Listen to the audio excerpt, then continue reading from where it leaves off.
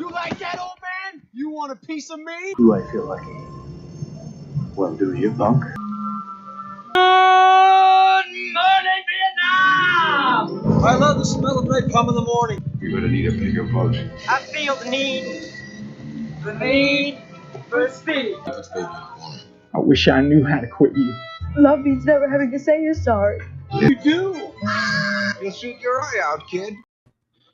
Happy Wednesday, moviegoers. Welcome, film fans. Welcome to a new episode of the Cine-Men movie podcast. I am one of the hosts, Juan, and I am joined by the cast, the crew, the pirates. Zach, Parlay. Craig, Yo. Edward. Yeah.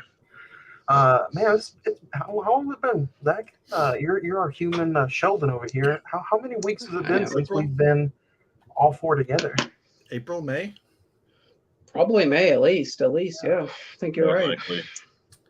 Because I think me and Ed did The Flash, and then Craig, you're on for John Wick Chapter 4. So, yeah, it's just been hit and miss. Spider-Man. 1 week. Yeah. Yep.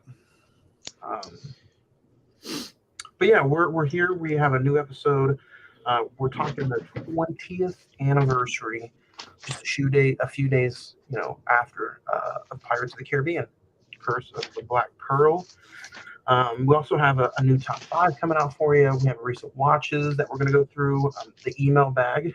We're going to put some gloves on and dig into someone's email bag. Full episode. Full episode. Full episode. Oh my god! It's you're still in and you're out. Hope everybody had a good week. Zach, what about you? Did you have a good weekend? Yeah, it was pretty good. Basically, binge watch. We'll talk about that in recent watches, and that's about it. So. You too. What'd you Craig? binge watch? Craig, what about you? You have a good weekend? Yeah, quick weekend. Tried to go see Mission Impossible Monday. Didn't work out, so now It's already out, right? It was early access on Monday and Tuesday. I know it's already out now.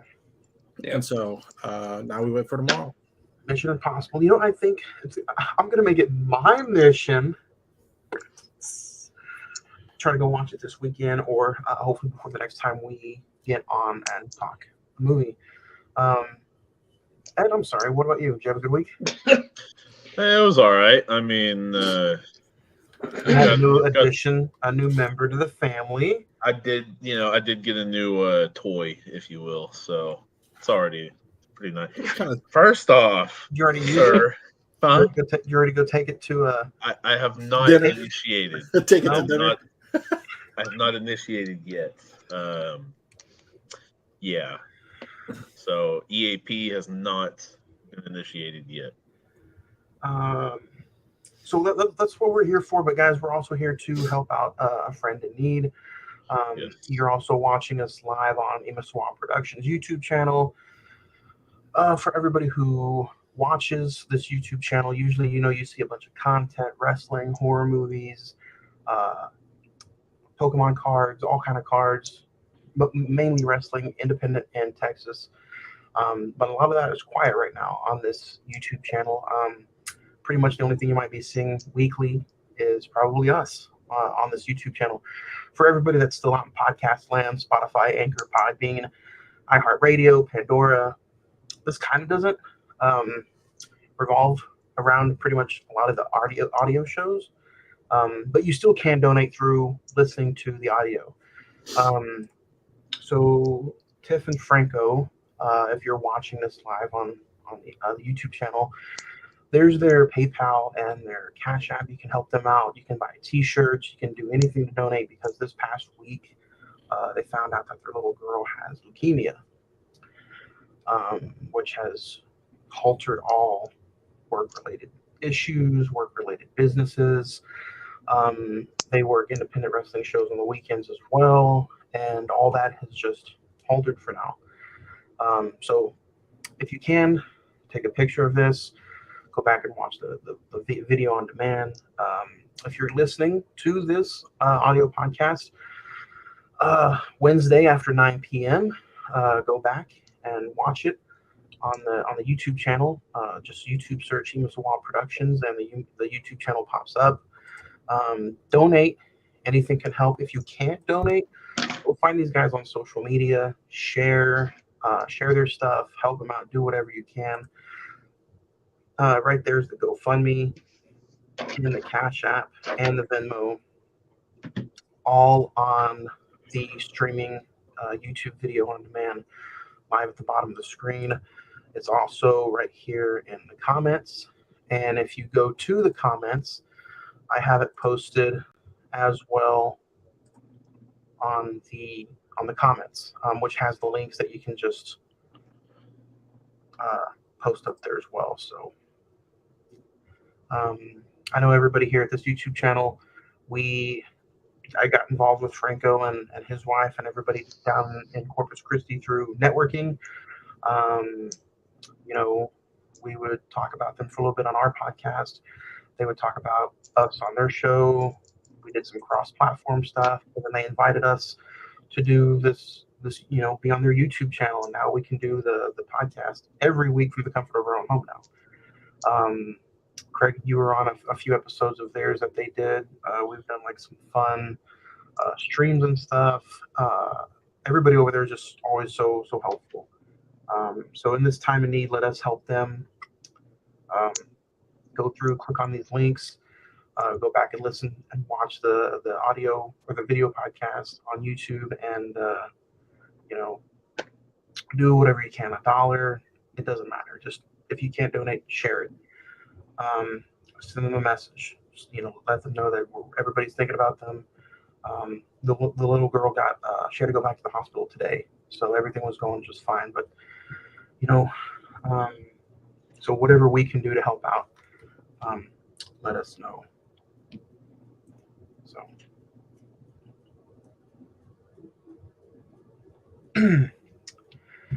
very, very tough times. So like I said, if there's anything else we can do, let us all know. We can do what we can do. Like I said, you can also find them on all their social medias. Franco, Wrestling Tacos, Imaswa Productions. If you want to get a hold of them, let them know that you're thinking about them. Even a quick email. You guys can email us, and we'll send it over to them, read it, and we'll do what we can to help guys.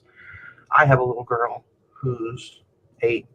Craig, you have a little girl, and it's like, if you could imagine just the events that they went through, and she passing out, and you having to take her to the emergency room and waiting. I get shaky just thinking about it if it was mine. So prayers and everything definitely being sent that way. For sure.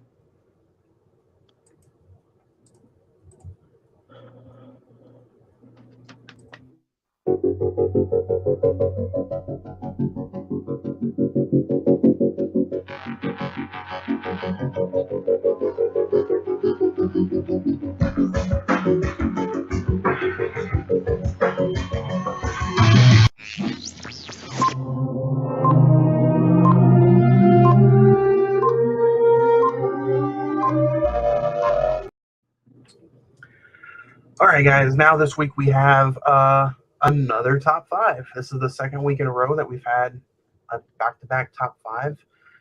We used to have it every week, but this week, guys, last week, Zach, what did we talk about? We talked about our top 5 most anticipated movies. No, I'm sorry. The best of 2023 so far. Best of 2023 so far. So that was a pretty fun top 5. If you haven't seen it yet, go back and listen to it wherever you listen to podcasts at. All the social medias, go and check out our links. You can find all of our links to our social media pages, facebook.com/the Cine-Men Movie Podcast, Instagram, one word, /the Cine-Men Movie Podcast, and the Twitter is at Cine-Men405. But yeah, last week we talked top 5 of 2023 so far. We had a lot more fun emails about those top 5 movies this week as well that I'll get to later. Yeah, but this week we're talking our top 5, what we're most looking forward to for the rest of the year. So that's what we'll get into today. I don't have any honorable mentions. Does anybody else have any? Negative. Barbie. No, I'm just kidding.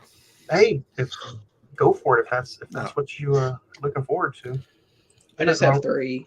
Ain't nothing wrong with a little. If they don't sing the Barbie song in there, I'm gonna be kind of mad about that. Exactly. I'm sure they will. I don't know how they couldn't. I think they did a remake of it with what's that? Pitbull? No, I'm just kidding. Mr. Worldwide.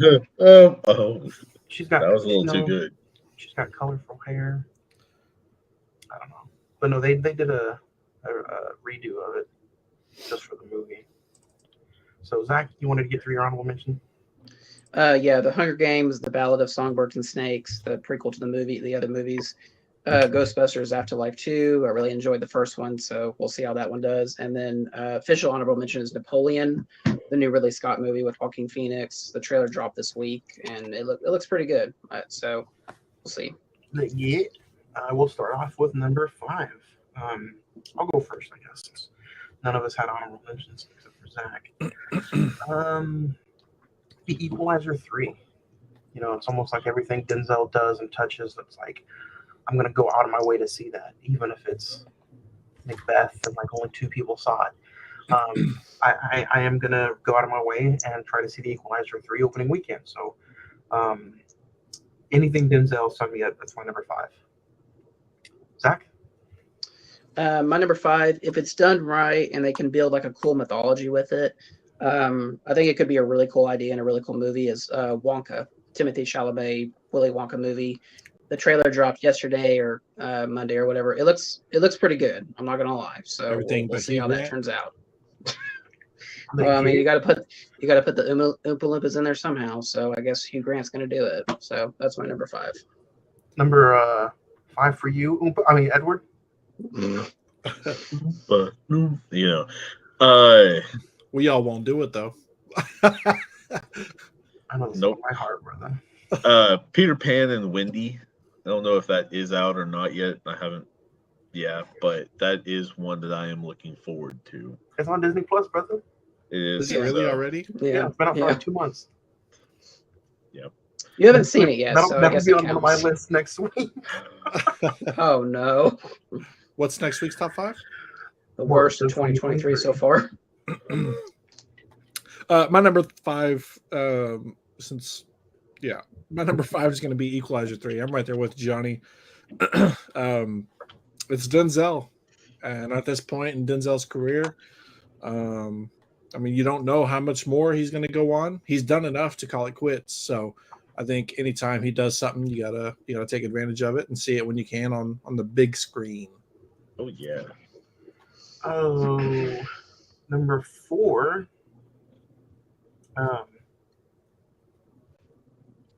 It's technically already out. It came out, I believe, on Tuesday. I haven't seen it yet, but I'm excited to watch it. Is the latest A24 movie, Beau is Afraid. Joaquin Phoenix, 2 hours and 59 minutes of slow A24 movie from what I've heard of previews. I've heard so many mixed things about it. It's the worst movie they've seen this year. It's the best movie they've seen this year. So came out on Tuesday. Definitely watch it this weekend, and I'll probably talk about it next week. So number 4 for me is Beau is Afraid. Number 4, Zach? Number 4, again, like my number 5, if they can do it right, it should be a really cool movie. The Last Voyage of the Demeter. It's the Dracula movie. It's essentially a chapter in the book of Dracula where they transport his coffin to London on a boat in the middle of the ocean, and all hell literally breaks loose. So I think it could be a cool horror movie if they play the cards right. Yeah, for sure on that one. And speaking of 2023, like horror movies this year have been producing cash. Like it's almost like an A-team at this point for movie studios. $1 million budget brings back like 40, 50, 60 million opening weekend. We just saw that with Insidious Chapter 5. Is it 5? Yep. That came out this past weekend. Yeah. Dethroned Indiana Jones. So what does that tell you? $70 million opening weekend. So I'm sorry, Craig? What also dethroned Indiana Jones is Sound of Freedom. Yeah, that's bringing in tons of money. That's pretty good. That's pretty cool. Speaking of, Disney had the rights to that, didn't want to put it out there for whatever reason. Not going to get political, but Angel Studios bought it, and now they're making money. My number 4 is going to be Kraven the Hunter. Looks fantastic. Still not sure if it's going to be fantastic. I mean, Sony movies have been hit and miss. You know, the first Venom movie was pretty good. Second Venom movie was all right. And then what was that one with Jared Leto? Oh, Morbius. Morbius. Yeah, that's so. A couple good, one bad. So we'll see where it goes. That's how you know how bad it is. Nobody remembers what that movie was. So that's my number 4. Number 4 for you. Number 4, just like you just mentioned, came out just this past week. Insidious: The Red Door. That one, I've seen a lot of the what is it? Promotional Reviews ads for it. and all that for it. Looks really, really cool. Yeah, man, I followed this Insidious series for a while now, so can't wait for that one. Number 3 for me. I'm a fan of this. It doesn't matter if it's Gene Wilder or Johnny Depp. Zach, you mentioned it earlier. I can't wait to see Wonka. I think Timothy Chalamet is going to be just fine. And I think the only thing that kind of scares me about Wonka is it's from the same creators who did Paddington 2, I believe, which Paddington, they're great movies.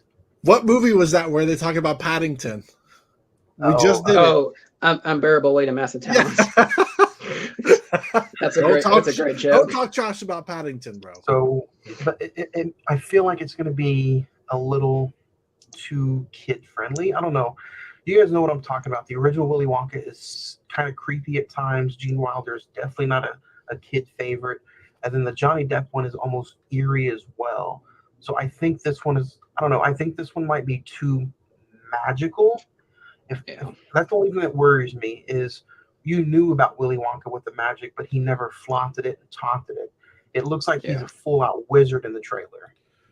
I saw Hugh Grant. It's freaking me out. So yeah. Well, I'm excited. I'm excited about Hugh Grant being a Wonka or an Oompa Loompa. I mean, I don't know, man. I don't know. But yeah, they know what they do because every single time. As long as it's not just his face plastered on all of them. What movie did they do that where every single one was the same CGI'd face? It was the Johnny Depp. Yeah, the Johnny Depp Charlie and the Chocolate Factory. Yeah. That freaked me out. And they didn't even change his look. Like he was just that same little. Yeah. Yeah. Saw that in the theater. Never had the desire to rewatch it. Number 3 for me is Wonka. What? Ed, number 3. Number 3 for me. Oh, Zach, number 3. Zach, number 3. Yeah. My number 3 has already been mentioned twice. The Equalizer 3. I think it's going to be awesome. Denzel, he's never done sequels. The fact that he's done 3 of these all together, is badass. And this one looks like it's the final one that they're going to do. It looks like they're going to go all out for it. So I saw the trailer for it before Indiana Jones, and it looks pretty badass. So I'm excited for that one. That's my number 3. Ed, number 3. Number 3 for me, I'm going to go ahead and head up with Kraven the Hunter. Like Craig said, looks really, really good. So here's hoping to it. So. Craig, number 3. Number 3. This movie stars Orlando Bloom, which we're also talking about today. Gran Turismo. Not much of a racing guy as far as a sport goes, but you put me in that Dolby theater with some roaring engines, and we got something. But yeah, Orlando Bloom, David Harbour, who was in Stranger Things and Black Widow. Looks to be a promising movie. Looks to be good. Looks to be exciting. Based on a true story where a guy got a chance to become a race car driver by playing a video game. So we'll see. Another Sony movie, by the way. Sony's killing it. Number 2 for me is going to be Dune Part 2. Craig, you talk about Dolby. You talk about seeing on the best screen that you can possibly see. I think I'm gonna have to tag along with you this year to go see it at the Dolby. But I'm number 2 for me is Dune Part 2. Number 1 blew me away. I can't wait to see what this one's about. Zach? Number 2 is probably going to be the front runner for the Oscars this year. Killers of the Flower Moon. Martin Scorsese's new girthy 3 hours and 26-minute movie with Leonardo DiCaprio, Robert De Niro, Brendan Fraser's in it. Looks really good. It's cool that they shot it here in Oklahoma, so I'm excited to see how that transpired, how they translated things from then to now, or now to then. Yeah, I think this should be good. It'll have a theatrical release in October, then Apple TV shortly thereafter. So I'm excited to see it. Which Apple original?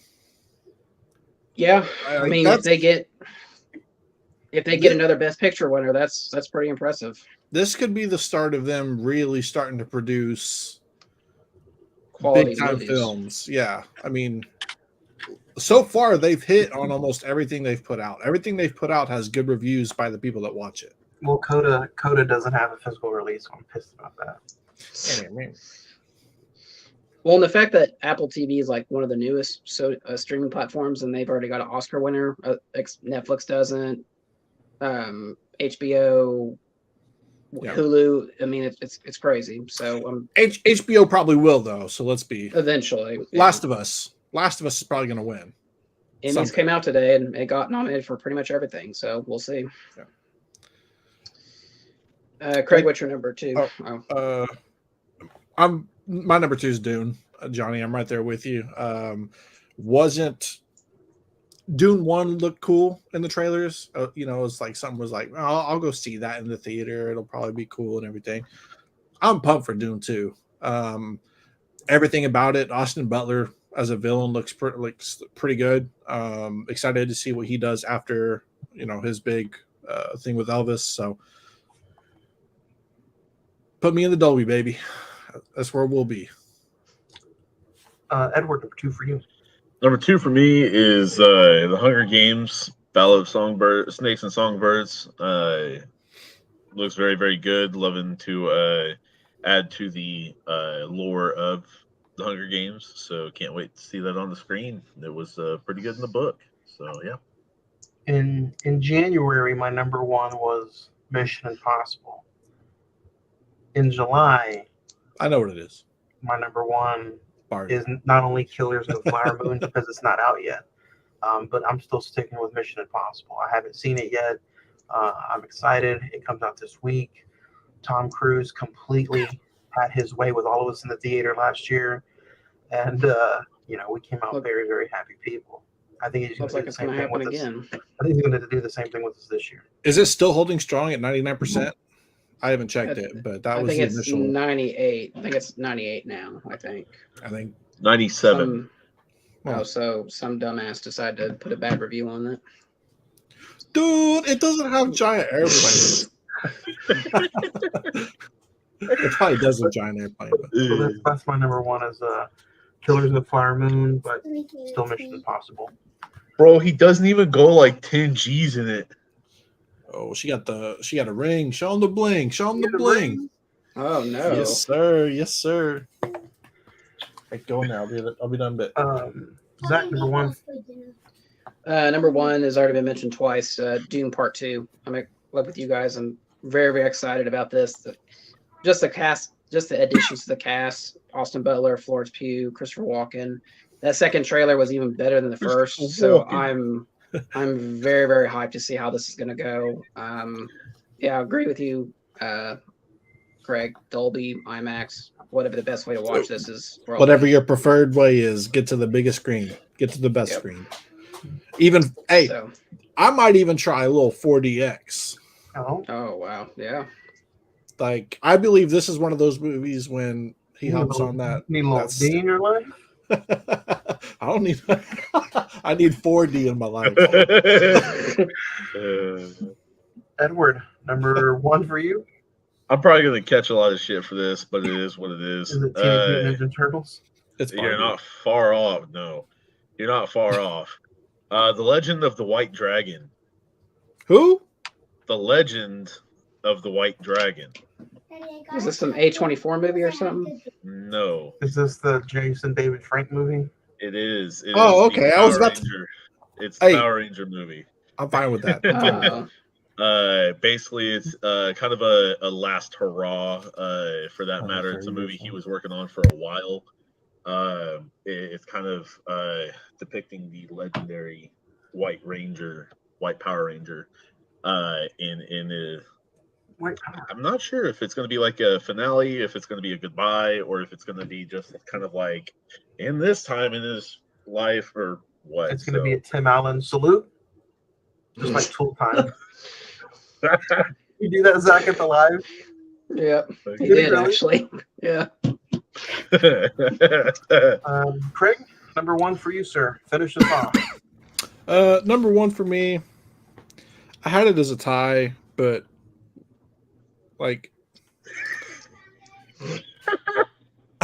I'm excited to see Oppenheimer, but like I think number one Mission Impossible deserves everything. It deserves that soul spot. Number one.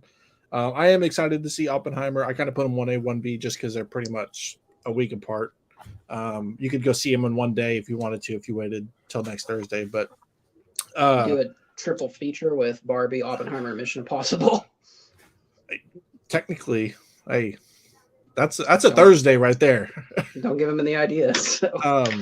No, after watching, which we didn't do any recent watches.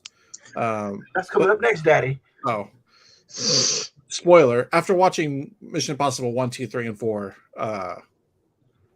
and then just going back and thinking about Top Gun, like you said, like, is this movie gonna be in theaters for 5 months or whatever? Like Top Gun was, probably not, but it'll probably be there throughout September.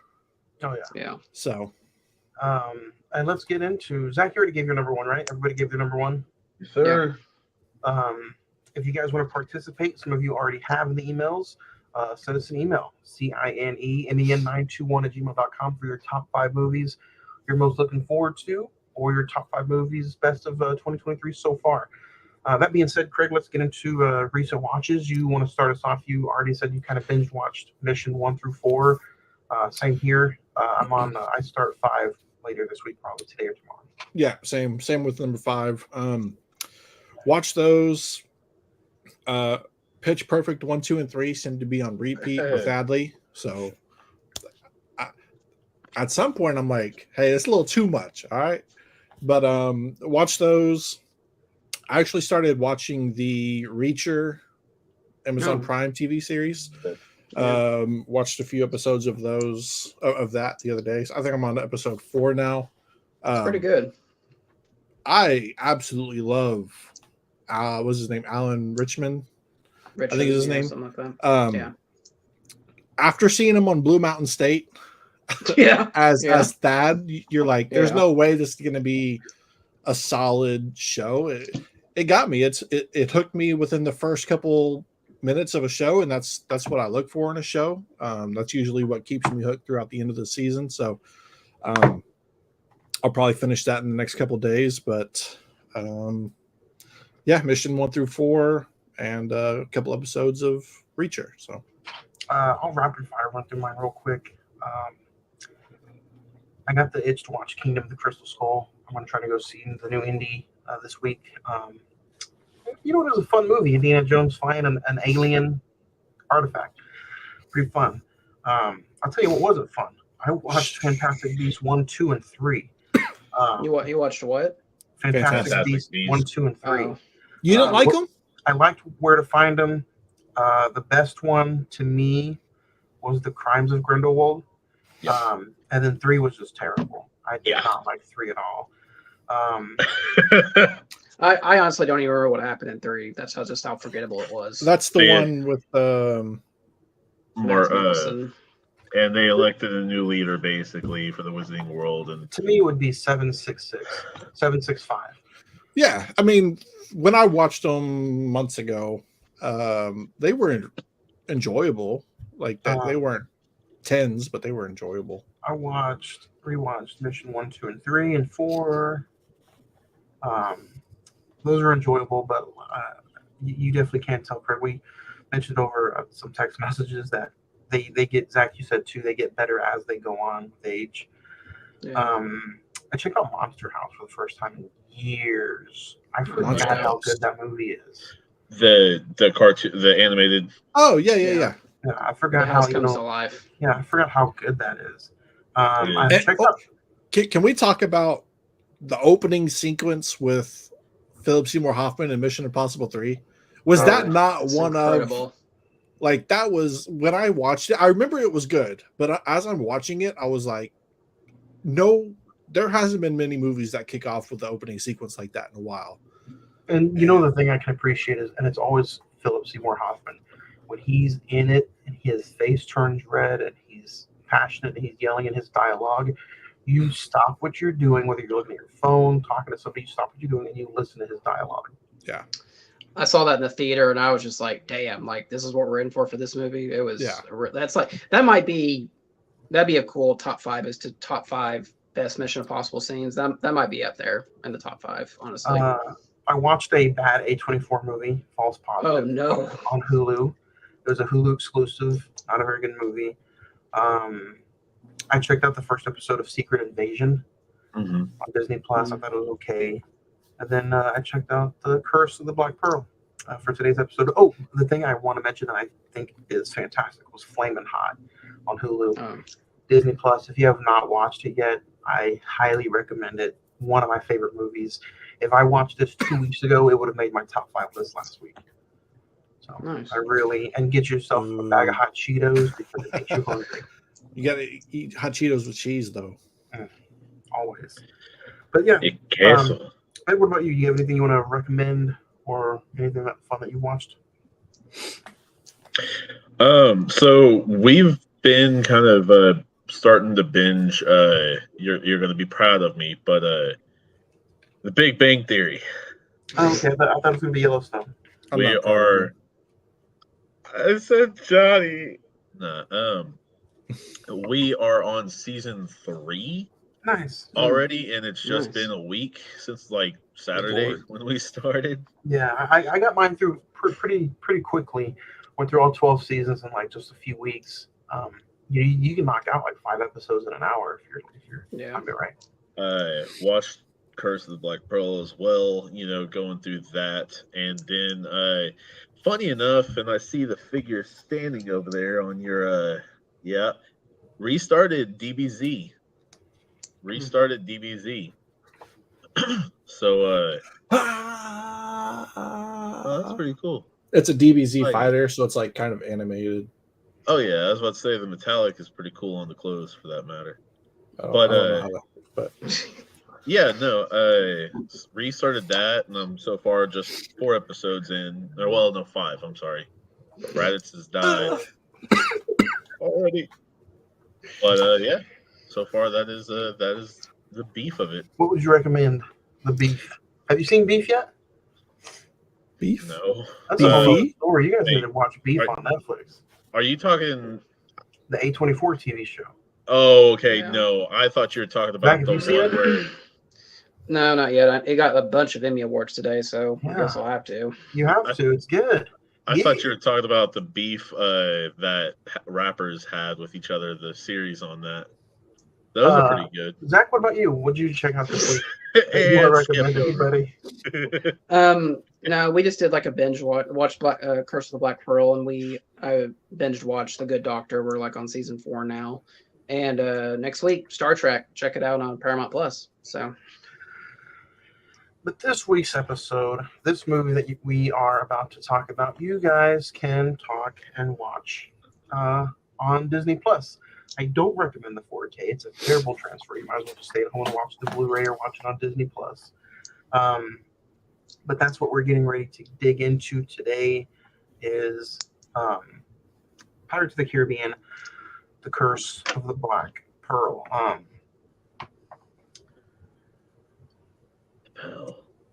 Blacksmith Will Turner teams up with eccentric pirate Captain Jack Sparrow to save his love, the governor's daughter, from Jack's former pirate allies who are now undead.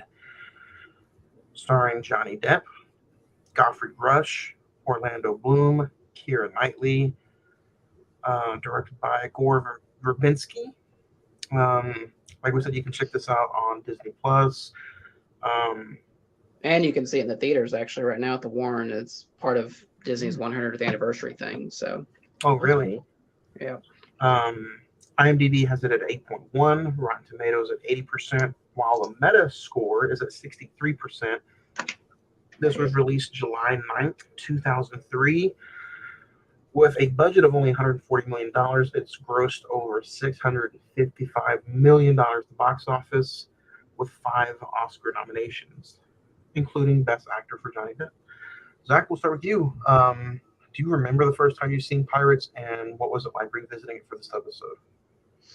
Yeah, probably no surprise. I did see this in the theater. I actually remember like the hype around this coming out, and it, kind of, I was like, it's probably going to be okay, not up to the hype of everyone talking about it.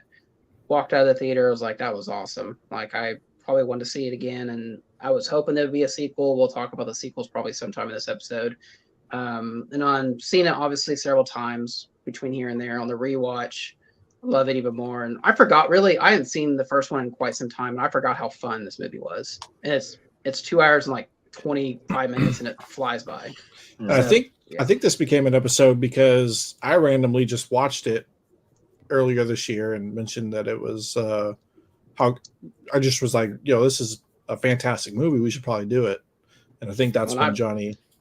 And I brought it up. It was like, it's celebrating 20 years this year. I was like, yeah, we got to talk about this. So that's crazy. 5 years, almost 6 years of this podcast, we've never talked a Pirates movie. But what better way? Craig brought it up, and it was a fantastic watch. It was strategically placed for the 20th anniversary. Zach brought it up with the 20th anniversary. It had a 4K release last year for its anniversary, a year early. This is a movie that I did not see in the theater. I honestly did not watch until the third one came out. No, the fourth one. Once the fourth one came out, I bought this trilogy set here, and then watched all 3 of them, and then watched the fourth one. So I probably saw the first one in like 2013, 2012, when the fourth one came out.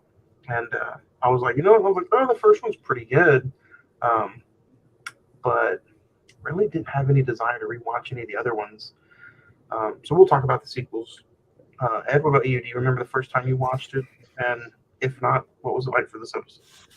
Exactly when, I don't remember, but I know it was not long after it came out on like DVD and all that. I know that for a fact, but like Zach said, I remember a lot of the hype around it. I remember a lot of people being very excited about it. Classmates of mine were talking about it and all that different stuff. As far as I've watched this dozens and dozens of times, so I know this movie pretty well. And it's always the same for me. I always truthfully really like it. Craig, what about you? I know you rewatched it a few months back. Did you rewatch it before today? And if so, what was it like? Yeah, I just kind of did a refresher. Watched like the opening 15 minutes, kind of skimmed through. I skipped all the dead scenes just so I could get like the action, the dialogue that really mattered. But yeah, we rented it and watched it as a family when it came out on DVD. And then from that point on, it became part of us like Lord of the Rings did. Like when it came out, we went and saw it as a family. Okay. And so like you guys said, there was hype behind it and everything. But when my mom specifically, she loves these movies. When my mom and dad saw it, they were all in, and they were excited for it to go see it when they came out. Yeah, let's dig into it a little bit. It's crazy that it came out in 2003. When we as 90s babies think of Johnny Depp movies, we're like, don't fuck with our Johnny Depp movies, boy. But Pirates of the Caribbean is one of those movies that certain people know him for roles. I think he's known for Captain Jack Sparrow. He does, Make-A-Wish scenes as Captain Jack Sparrow. A lot of people go, oh, Edward Scissorhands. Yeah, no, Captain Jack Sparrow. But to go through and dig into this movie today and see that he was nominated for Best Actor that year to play that role, and just to watch him in this first movie, I had an absolute blast watching this movie today because, sometimes you get caught up in franchise movies and you can't think about number one without thinking about the terrible number three. But I didn't do that today. I was like, you know what? I may or may not watch the rest of them, but I'm going to focus in on just this as a solo movie, and it was fantastic. Especially I agree. And some of the like the dialogue they use as pirates, the opening, like some of the opening scenes where Jack is battling with Orlando Bloom, like in the barn, when some of those opening scenes are real fun. Yeah, I mean, and let's talk about this for a second. I mean, his intro is just so damn hysterical, where he's on top of the boat and it's like sinking down into the water. But I think the reason this movie was so successful, and we can argue or have our differences about it. I just think because Disney went with the risk. This is based off a theme park ride, and it paid off. It immensely paid off. This could easily failed. I know for a while when this was coming up, people thought this was going to be like the Titanic for Disney. It was going to flop real hard. They're going to be out a lot of money on this. And no, you get the right director, you get the right cast, the right theme, a throwback to swashbuckler movies from like the 40s and 50s. It was a blast. And, I think that's what Disney lacks today is just taking risk on things instead of doing like remake after remake and just focusing on safe stuff. So, and that's just my opinion on it. You said it earlier too with the score and the sound. Like, isn't this Hans Zimmer? He wrote the music, but the actual composer is like Klaus something. But yeah, This is technically a Hans Zimmer score, and it feels like a Hans Zimmer score. So one of the cool things back in the day, I think in 04, 05, I played violin for quite a while in school. Became decent, but I actually got to play the opening theme song just in class, but got to learn it for The Curse of the Black Pearl. So I mean that was pretty cool in itself just to learn. And that's go ahead, Craig. No, go ahead. It'll give me time to continue to dig in on this. No, I was just gonna say, and the score itself, he's a pirate, just like the theme for this movie. It's so iconic. You just know exactly what it is, and it's just the perfect symbolism, I guess you could say, for Jack Sparrow as a character. It's just but between the performance of Johnny Depp and the score, it's just the meat and potatoes of the show, I guess you could say. One thing they truly do with the score that's pretty cool throughout this entire film, and I think they've done it in most of the franchise, is the decrescendo and crescendo, how they make it loud and how they make it, kind of soft and all that. Because at times when he's sneaking around or something like that, it'll be a soft little, and all that. And then when the big fight scenes, it's just boom in your face, just loud and proud, and stuff like that is just really the cool things that they've put in here. And I mean, a lot of movies do it, and a lot of composers do it. Don't get me wrong; it's nothing new, but it's just a really cool small touch that they do. So, what I was going to say is Disney had live action movies prior to this. Yeah, I believe this movie in particular is the one that put them on the trajectory to make those bigger live action movies. I mean, I'm looking at Disney movies from the 90s and the early 2000s. Nothing really compares to this in terms of score, cast, dialogue, action, just overall, how much money they put into it. Just everything that is about this movie is the biggest that they did in the 90s up to this point. So let me ask you guys what you think. Do you think this movie was so much fun and good and original and successful because when they made it, their initial plan wasn't sequels and to build a franchise because they didn't know if this was going to be a success? Because I think so, yeah. It feels like this movie is almost, I don't A want to say one-off. well, if you watch it as a one-off, it's a terrific from point A to point B movie.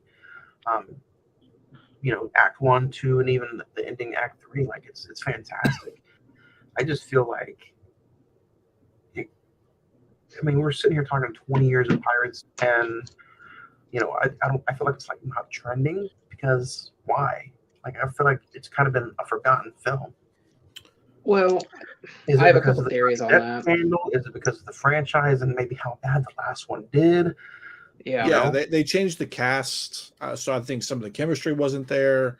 I think maybe a little bit of fatigue towards the end of it. But if they were to come out and somehow get the original cast to come out and do don't just throw something on the wall to make it happen. Like if you have something like Top Gun 2, where it's a cast that's worthy of making a film, and you can put money into it, it would be $1 billion film.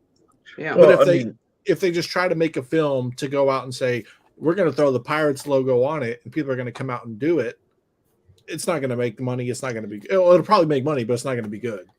Well, you've got to understand it's like Johnny Depp has become Pirates, of the Caribbean. Like without him, Joffrey Rush does a wonderful job. Orlando Bloom is pretty good. Keira Knightley is not bad, but there's a difference. It is him. It's like doing Star Wars. He's the face of the franchise. Well, it's like doing Star Wars without Mark Hamill.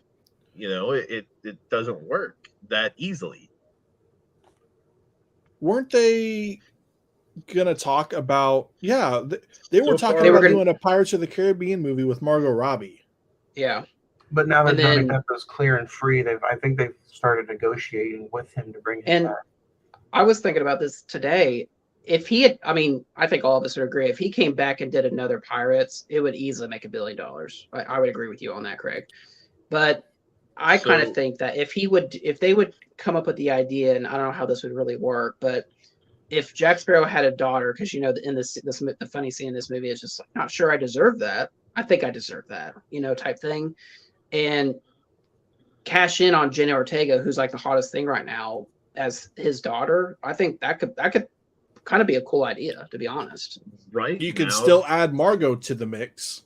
Yeah. Right now there is on Google, if you go and search up Pirates of the Caribbean franchise or whatever have you, there is actually a Pirates of the Caribbean Tales of the Code Wedlocked that states that Johnny Depp, Vanessa Branch, Lauren Mayer, Walter Williamson, and several other people will be in the film. It doesn't state when it's going to be out or anything like that, but it does actually. If that's not fan made, if that's not fan made, fan fiction, yeah. Added to the actual Google. That's a short from 2011. This is from 2011. Yeah, I think that's when Pirates of the Stranger Caribbean Tides and Stranger Tides came out. Wedlock. That's a 10-minute prequel. I've never even heard this thing. Yeah. Well, and I know during the trial between him and Amber Heard, they asked him, would you ever go back to Pirates? And he said no. Like he's done with that. Yeah. But he said in June, he said if the story is right, he'd be open to coming back. So I think it's he needs some light bill money. I need some money to get more guitars so I can play with my friends. the jar of cocaine on the table, you mean? He's also in that fine it's a jar of dirt. cologne commercial too. Oh yeah. Isn't he in a movie coming out though pretty soon? Yeah, he plays like Henry the Ninth or something like that. It's like a French type film. He's getting a lot of buzz for it though, so we'll see. Jean Dubarry. Yeah. Jean Dubarry, 51% Rotten Tomatoes. Go back to Pirates, my guy. We talked about the score. We also, I want to bring up the CGI. Some of the undead pirates were kind of hinge-worthy. It's 2000. I thought they actually held up, to be honest. It does hold up, yeah. The rum is not always gone. It's just always placed in a different area. Johnny, I think if you drink some rum during this, it would look really good. I'm not going to lie. Maybe your TV's just better than ours. Usually pineapple juice goes with it. So We haven't really talked about her at all on the episode either. Keira Knightley. I think Fantastic. This was her first, right? One of her first movies. She ended up blowing up after this with like Pride and Prejudice, and some other films as well. I mean, of course, she played like the decoy of Queen Amidala in Phantom Menace. Yeah, but that was kind of a wash, you know. I don't think she even remembers. She's in a lot of. I think she only comes back for.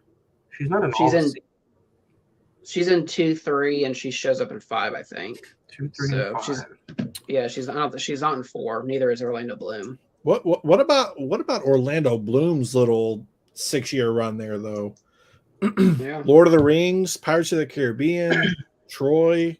However you feel about Kingdom of Heaven, it was still a big time movie name when it came out. I remember that. Yeah. He had a good run. I still think, some of the movies he's in lately haven't been completely terrible. The last movie that I saw that he was good in was Outpost. It's a really good war movie. And someone that I didn't even know was, I didn't know who she was at the time, but Zoe Saldana, one of her early roles. So I thought that was kind of cool. Yeah. Yeah. So what do we think about? No, go ahead, Greg. I was gonna say it's hard to believe that Pirates of the Caribbean: Dead Men Tell No Tales came out in 2017. I know. Already.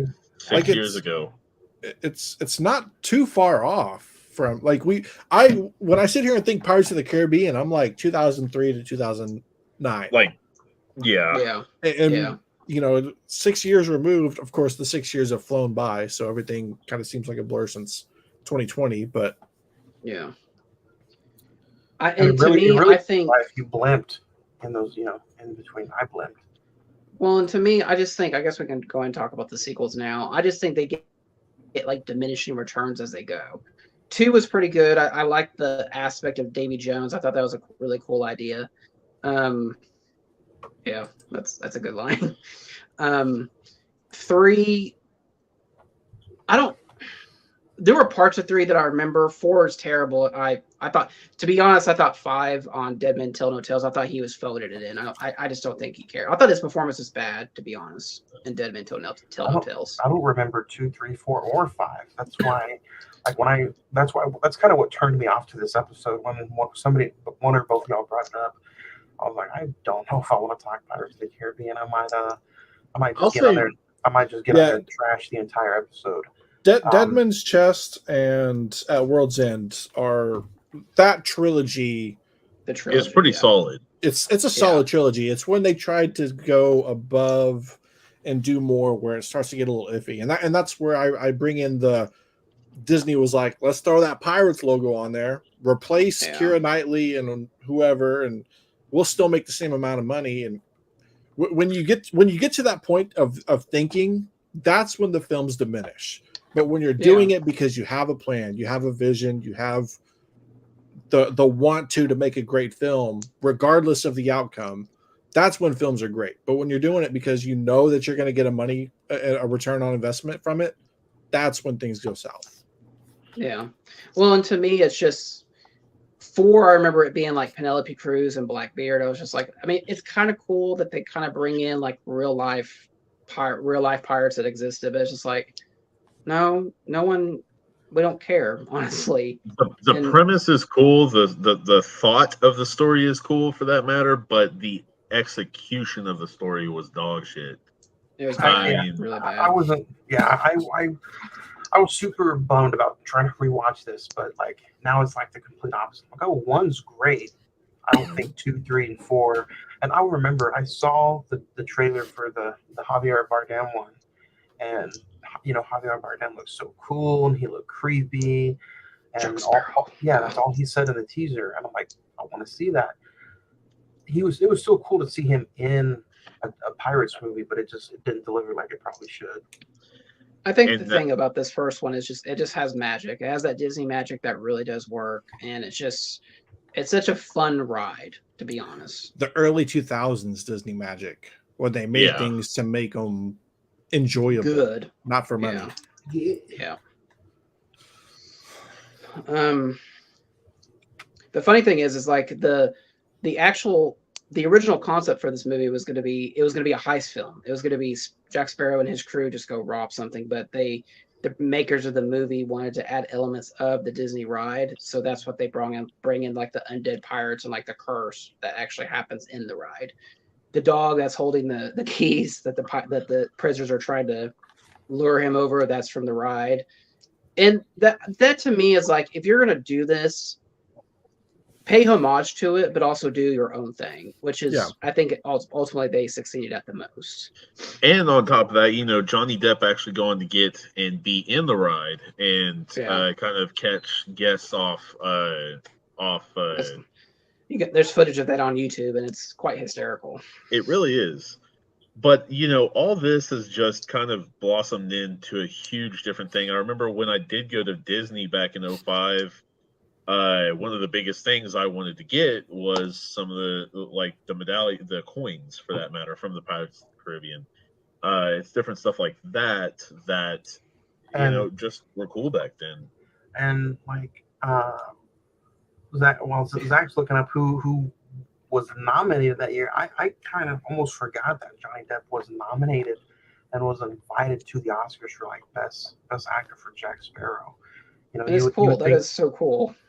You would think that it was, another role would have done that or something in his career, but I kind of want to know, Zach, who was nominated that year with him and who won? Well, that was the year that Oscars was dominated by Return of the King. It won pretty much every single thing it was nominated against. The best actor category, it was Johnny Depp, Ben Kingsley, Jude Law, and Bill Murray. Sean Penn won for Mystic River. I was like, what? Who's seen Mystic River? Academy Award for Best Actor in a Leading Role was Adrian Brody. That was the year before, in 2002. It says 2003. Well, Academy Award. It was not. Maybe it was the 2002 Oscars in 2003. I got you. Yeah. I don't know how to look this up. That's why you do it. What did you guys think of the undead sequences? Were you okay with the undead? At first, I didn't like it. That was one of the least things I liked about the Pirates movies was, he's a dead Sparrow, he's a dead guy, but after watching it today, I was like, I appreciated it a little bit more. It makes sense because it's the curse. But he also, Jack Sparrow said something earlier in the movie, there's a scene where one of the guys, I think it was Rush, asked him, you're not dead yet? I thought you were dead. And he was like, last time I checked, he kind of played along like he is dead. Yeah. I don't know. But then when he's revealed that he's a dead pirate, he's like, I didn't know that could happen. Well, he took some of the coins from the thing. Yeah. So. And twists it in his fingers and all that, looks up into the light, and then he's, could resist mate. I think at the very end, especially the battle between everybody in the cave at the end, was fantastic. When they blow up that boat too. Because there's stuff like that. Don't get me wrong, there's all kinds of elements about this movie that just make it an amazing film. But at the same time, you've got them doing physics with lifting the bar doors on the prison with the bench, and the sword fighting that they're just trying to go ahead and outplay one another. There's tons of different things, like the entrance for that matter, when he just steps off the mast and onto the pier and keeps walking. Or when he wakes up to all the ground being on fire. They go to Tortuga. No, I'm just kidding. But I think the money. Things. Well, I think the money shot for me is really when the undead are walking on the ocean floor that's headed towards the British ship. I think that scene really holds up, and that's really what sold me on wanting to see the movie when it originally came out. That trailer is really freaking good if you've ever seen it or have a chance to look it up. The funny thing is, just the logistics. Sometimes when I was watching it, it was just when Keira Knightley threatens to throw the medallion in the ocean. It's I guess it is useless. It's but they can later in the movie they're gonna walk on the ocean floor. So your threat is kind of meaningless. Let me ask you guys this. Or go ahead, Craig. Go ahead. I say she's threatening to throw it when they're out in the ocean. They're kind of near the shore. Sure. Yeah. This is a simple like yes or no question, but did this movie like make you guys intrigued to watch any of the other movies? Yeah. The second one, does. yeah. Second, third, and yeah. Because the second and third, I think, are solid, but the fourth and fifth kind of fall off. If you're watching this movie and you don't know what 2 and 3 are about, or if you haven't seen them in a while, as you're watching the movie, you're so engulfed with this universe that you're like, man, if there is a second or third one, I want to see that, because you enjoy the universe that they put you in this movie. And that's, like you said, that's what's magical about it is it's not just a movie. You feel engulfed in this universe when you watch it. And that is what made Disney so special, is you felt a part of a certain story when you watched that film. Yeah. And I remember seeing the second one in theaters, and I was very, very excited about it. And I remember the cliffhanger at the end of the second one. I was just like, when the movie ended, it was like, wait, what? What is that supposed to mean?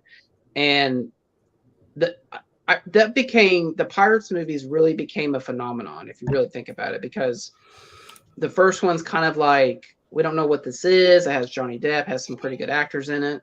But the second one, it blew up. I mean, I remember that theater being packed, and the third one was the same way.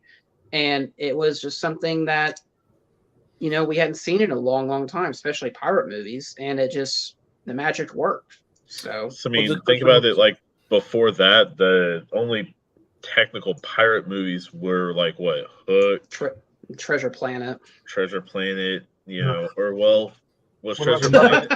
The Muppets Treasure Planet. Well, Treasure Planet. I was talking about the animated one, yeah. When was that? That was like 2001, 2002. Treasure Planet? Okay. Yeah. It was 01. But, you're right. So, I mean, other than that, and they sold a lot of Halloween costumes. Live action was Hook.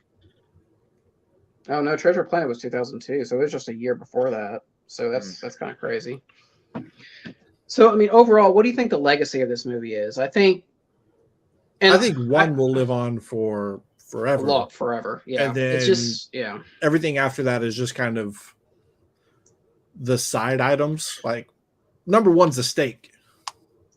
Everything else is side potatoes, the sauce. It doesn't fill you up. It's at points you have good, it tastes good here and there, but it doesn't fill you up. You got to go back and watch the rest. You could almost, compare it to one of its counterparts that we kind of talked about last week in, recent watches. Zach, we went to go see Indiana Jones. You can kind of compare it to Indiana Jones. The first one is magical, one of a kind, but other than that, after that, they just kind of, all blend together and fall off. You're still in the lore, but it's not the best. Yeah. Whoever asked that question, that's how I think I'm going to interpret this movie is watch this one. This one will be good, but the rest of them are just kind of fill in the blanks. And it's not Pirates of the Caribbean's fault, because you're put on limited locations. You're on a ship in the ocean. You can't sit there and be like, I know that ship was in the ocean next to that rock. You know what I mean? Like, one is memorable because it is just really, really good. And it's the first one you saw, so it sticks with you. After that, you're like, okay, they are in the ocean, but who's the main character? Who's the antagonist? Who's the Well, and I would go so far to say is that if you exclude the MCU and all all the superhero stuff that we're still going through right now, I would say that's probably the last big epic, probably that was very, very successful and people are excited for since probably the first Dune. I'm gonna be honest, I know that's like a long stretch. I'm sure there's something in between there, but like those two are like, obviously they're very different films. One's Disney swashbuckler, one's a science fiction epic, but on the same franchise, on the same level, both of them they build such a good mythology for these characters in these worlds that you want to go back to them. When was the first one? 2020. 2021. So yeah. Oh, okay. You're okay. Never mind. I thought you were talking about the 80s Doom. That's what I was. I Oh was hell like, no. No, there's no. plenty of other movies. No. Exactly. Oh, and the funny thing is, this was the third highest grossing film of that year, behind Return of the King and Finding Nemo. So I'd say they did pretty well for themselves. Yeah. Return of the King. Well, not all treasure is silver and gold, mate. Silver and gold. Silver and gold. Yeah. Frosty the Snowman over here. Preview scene for our Christmas episode. Zach, do you have a favorite scene from Curse of the Black Pearl? I have a lot. I mean, the Jack versus Will sword fight in the swordsman shop was really well done. Fun scene. The Moonlight Undead Pirates, where Keira Knightley sees that, you best start believing in nightmare she sees the fairy tales or whatever. You best start It's believing really in cool. ghost stories. Ghost stories, yeah. And then just the whole final act of Barbossa versus Jack, Will and Elizabeth fighting the goons, the attack on the ship. That was really good. And then I think probably like I said, the money shot is the pirates walking on the ocean floor in their skeletal form. So Parlay. I can name a few. It would be Parlay. The sword fight in the barn. Jack's dead scene where you see him as an undead for the first time, and then the ending where the whole ending sequence from the time he is trying to get hung until he takes control of the Black Pearl, where he steps and he's standing on the sword so he doesn't get hung. I thought that was pretty funny. Yeah, we can't forget about when they catch Keira Knightley and they're like, "Hello, puppet!" Like, it's a good scene. Yeah. I mean, you're sitting there scared because she's running, and the first time you watch it, you're not sure how deep it's going to go.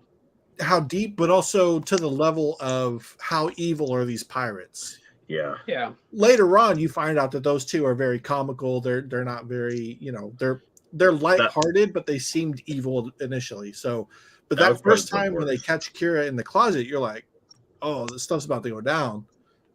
So like that's a memorable scene, but also just the opening part when Jack comes in on the mast is memorable. It's iconic. Everybody knows. Like if you were like, oh, what's the movie where the pirate? They know. So that's my favorite scene. Edward? Mine would have to be the battle at the end, because when you're, it was really cool with the CGI and the prop effects and stuff like that they used, but at the end when you've got that one bomb that they place inside the guy while he's a skeleton and then push him to the light, and he just stuff like that is kind of dark comedy, but at the same time very, very comical, very just awesome stuff. And that whole battle from start to finish was awesome. So if you've never seen it, if you don't care about seeing the whole movie, see that part, and I swear you'll want to see the whole movie. You'll swear. Ed, speaking of, did you? I know it's a little off topic before we get into the star rating. Did you see the Zealands or the Netherlands new Burger King sandwich that's coming out? No. It's the biggest cheeseburger or something. It's just 2 buns. Oh, it's like full of pieces of cheese. Yeah. That's disgusting. You claim me that I'm like the Burger King aficionado, and all 3 of you bastards know about it. It's only overseas. I don't think it's coming here because people would laugh at it. Unless Edward wants to make a push. Whopper cheese. I do know a fact about Burger King that y'all don't. The most expensive burger in the world actually comes from Burger King. See, you're the spokesperson for Burger King. You the big K bucks. There's a caveat there. The most expensive burger in the world at a fast food place? No. In the world? In the world. What is it then? Give me the details. I feel like you're BSing me here. Does it have special Edward sauce on it? Not Edward sauce, but it does have a lot of different specialties. Made with Edward meat. Double meat, double cheese, extra onion, extra mayo. Hold the lettuce. Because I've watched videos where people are like, I'm eating this $1,000 hamburger because it's wrapped in layers of gold, and they like peel gold and lay it on there. Is it one of them little Izzo burgers? Japanese Wagyu. I think it's a type of Wagyu, yes. At Burger King? It's a certain Burger King out in. I don't trust you. I King. Don't trust you. Okay. We only trust Bro, the man with the king. their chicken nuggets are made with raccoon knuckles, so I don't want to. Edward, you will. You know how everybody used to be a Monday Night Raw fan. You know, Jerry the King Lawler used to wear his crown while commentating. Edward, would you please wear a BK crown while doing this episode? And Craig will wear the cowboy hat. What cowboy hat? Lower Stoner. Oh. If anybody needs to wear a hat, it's you, old Tiss his Longhorn. JBL over here. This star rating. This week on Ed's Food Diary. Hey, you know what? We talked about the library one time on a certain episode, and it blew up. So we never know with these cheeseburgers nowadays. The Halloween. I tell you, that conversation was better than the Halloween 4 movie. I gotta be honest. Star rating for Pirates of the Caribbean: The Curse of the Black Pearl. I'm gonna give it a 9. I thought it was fun. I thought it was a good watch. Memorable. Music, score, Johnny Depp, 9 for me. Zach? Right there with you, 9. Best. I think it's the best that the franchise ever got, to be honest. Everything you just said: actor, editing, visual effects, the cast, story, and just a sense of realism. Is it's probably shot on location and made it all more magic real. So 9 for me. What about you, Craig? Yeah, 9. It puts you in it puts you in a universe that you feel completely engulfed in. It was the first of its kind that, Disney really put the money, the time, the effort, the resources behind to make it an epic film. They had epic animations, Lion King, Toy Story, all that, etc. But as far as a live action goes, this one was it when you were a kid. For Disney. So 9 stars. Edward? I'm going to go ahead and go above and go 10. This honestly is a movie that really, really kind of shaped how I loved movies when I was younger. The first 3 to me are very, very, very favorites of any movies out there for me.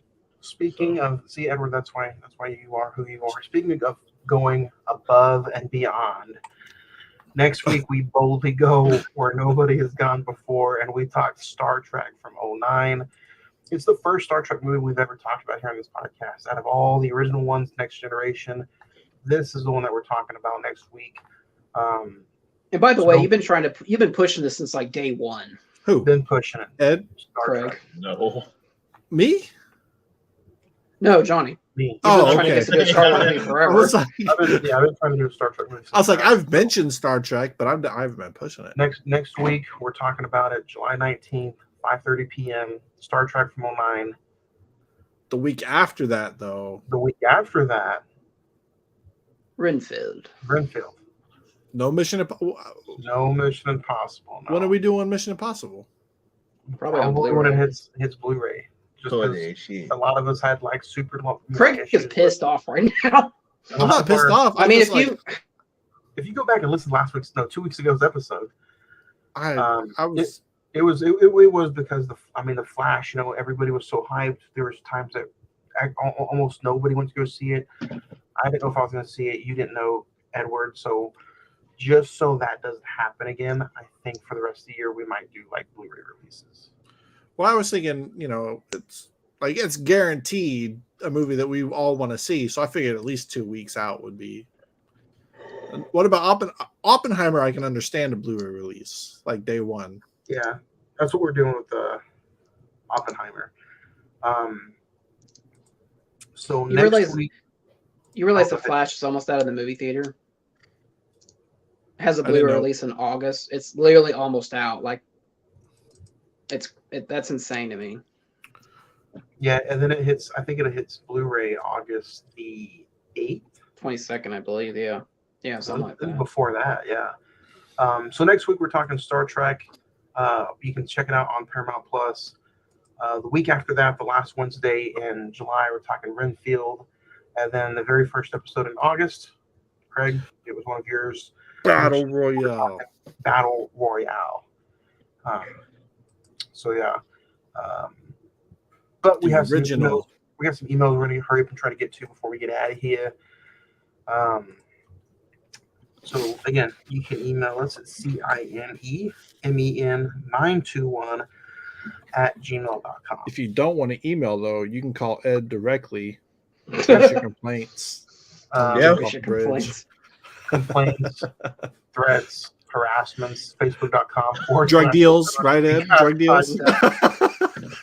Hating children. But this week, let's see.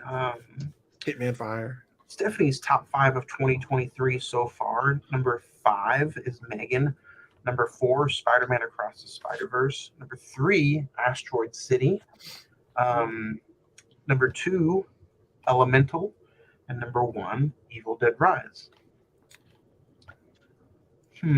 Megan wasn't my top 5, but it was a decent watch when I watched it. It wasn't bad. Yeah. Tiffany says Pirates of the Caribbean was a fun watch. Can't believe it turns 20 this year. 7 stars.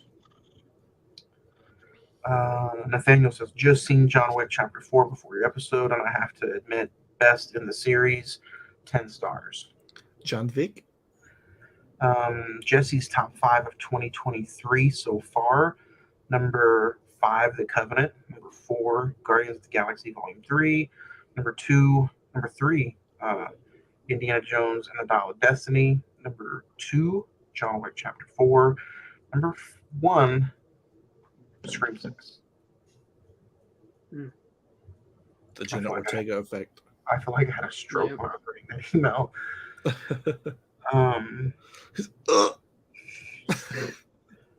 I can't read today. You can't read any day. Unless get the water. Unless it says A24, that's the only thing you can read. All of a sudden, he has a monocle. Then he's like A24. Look like data from Star Trek. Omar says, "Love the original Pirates film. It's a top 5 for me any day of the week. 10 stars all the way." Agreed. David says, first time emailer, long time listener. I don't know why, but I can't get into any of the pirate films. Tried for this episode because I always watch what you guys talk about. I finished it, but still not my cup of tea. It's a 6 for me. Okay. 6 is still fairly high for a movie that you didn't care for. At least you tried. That's what matters.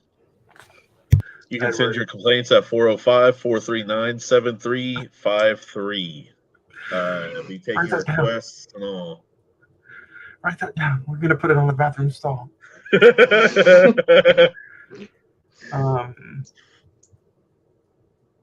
Henry says, do you guys agree the original Pirates is such a good film, but I think it's an overall underrated franchise? On the first half, yes. But on the second half, there's debate. I don't know if it's underrated because, like, the first 3 people enjoy it, even though they have, like, the scores are fairly low after 1. It's like 45 and then 40% for 2 and 3. I think people just kind of lost interest because of the gap between 3 and 4, and then the replacement of the characters between 3 and 4. Yeah, that's true. Sarah 97 says Johnny Depp is my all-time favorite actor, so I'm super biased. Curse of the Black Pearl is a 10. Agreed.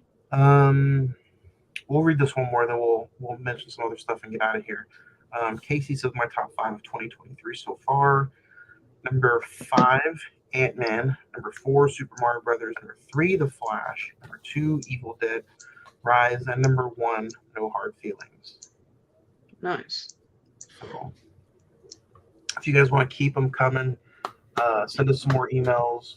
Next week, we're talking our top 5 worst movies of 2023 so far. Send those in. Send in your favorites. Send us in your star ratings for Pirates. Next week is Star Trek from 09. You can find that on Paramount Plus. So a lot of these movies, Renfield is on Peacock in a few weeks. So all these movies are very, very easy to access. Access. What? Access. But before we get out of here again, guys, please go help out Franco, the creator of this YouTube channel. Go help him out. He just found out this week his daughter was diagnosed with cancer. We've all known and seen somebody who cancer has affected. So in this time of need, when all they want to do is just be there for their daughter, help them out. All the links to helping out is in the comments. It's in the section comments here of the links of the podcast on the YouTube channel, all over the social medias. So go help out. If you can't help, keep them in their thoughts. Keep them in your thoughts. Pray and share the stuff on social media if you can get on there. If you can't help out financially. So prayers. Kind words go a long ways. Yeah. So everybody over there, you guys are in all of our thoughts and prayers. So thinking of you. Other than that, guys, Chris Pine, Zoe Saldana, Zachary Quinto. I think it's going to be a fun episode. Edward, have you ever seen Star Trek from 09? Yes, I have. Zach, Craig? Yep. Of course I have. Should be a fun watch. This time next week, we'll be talking our first conversation ever for Star Trek. So should be excited. Does this bring up anybody to want to watch any of the original movies from the 70s, 80s, or 90s? No, they're on Paramount Plus. Star Trek started with this movie to me. I understand the lore. I understand the people in Star Trek, but this movie is when I was like, okay, I can get into Star Trek here. Believe me here, Scotty. Also, that movie from like 2003 or whatever was abysmal. Whichever one that was. Oh, the one with Tom Hardy? Nemesis. I think so. Patrick Stewart. Yeah. That's the next generation crew. Yeah. So we'll get into it. We'll talk some Star Trek next week. I think I'm going to try to dig into some of the original motion pictures this week. Star Trek 09 next week. Guys, any other comments for Pirates or for our donations that we're trying to help out with today?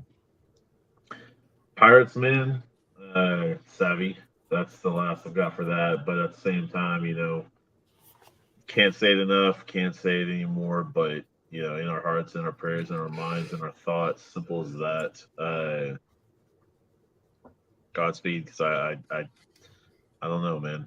It's got to be one of the toughest things right there. But they give battles to tough people, so y'all can get through it.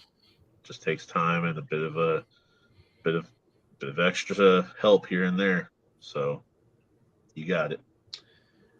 Yep, and like I said, if you are a fan of the first Pirates of the Caribbean and you did not get to see this when it was released in 2003, you can go to the Warren Theater and more and check it out for its 20th anniversary. So, definitely do that. It's kind of legit. I think it's going to be a fun topic of conversation next week. Star Trek 09. Craig, looking forward to Star Trek. Zachary Quinto, don't take all your frustration on Zachary. You didn't do nothing. Yeah, actually, I enjoy the cast in this. That trio right there was a solid pick for them to start their version, their generation.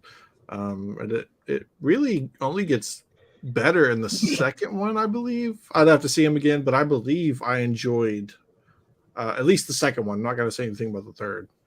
Well, we'll tackle the first one next week. We'll talk to everybody next week. July 19th, 5:30, right here as we talk Star Trek from 09. J.J. Abrams next week, Cine-Men movie podcast. Boldly go.